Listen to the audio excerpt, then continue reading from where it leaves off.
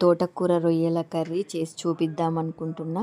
ఒక ప్యాన్లో 3 స్పూన్ల ఆయిల్ పోసుకోవాలి. కొంచెం వేడైన తర్వాత జీలకర్ర ఆవాలు వేసుకోవాలి. తర్వాత ఆనియన్స్ వేసుకోవాలి. బాగా కలపాలి. కలిపిన తర్వాత మూత పెట్టుకోవాలి. కొంచెం మగ్గిన తర్వాత కరివేపాకు వేసుకోవాలి. వేసి కలపాలి. కొంచెం బ్రౌన్ కలర్ వచ్చిన తర్వాత అల్లం వెల్లిపాయ పేస్టు,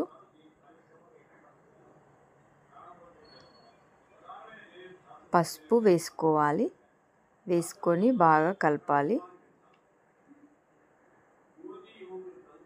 కలిపి 1 మినిట్ తర్వాత తోటకూర వేసుకోవాలి.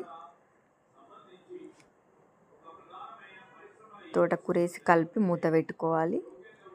కొంచెం మగ్గిన తర్వాత 2 స్పూన్ల చిల్లీ పౌడరు, 2 స్పూన్ల సాల్ట్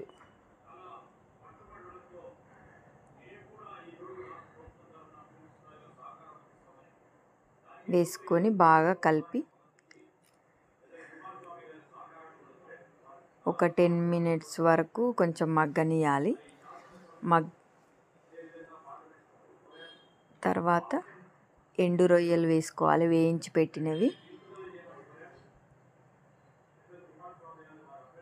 మంచి మిక్స్ అయ్యేటట్టు కలపాలి.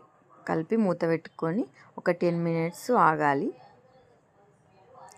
దాని తర్వాత కొంచెం కలిపి 2 గ్లాసుల వాటర్ పోసుకోవాలి.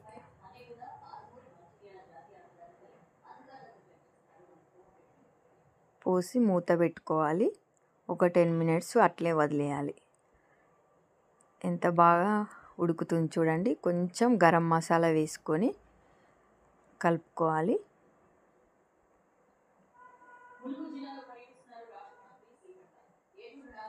రెడీ అయింది ఎండు రొయ్యల కర్రీ తోటకూరతోని. చూడండి, అయింది తోటకూర రొయ్యల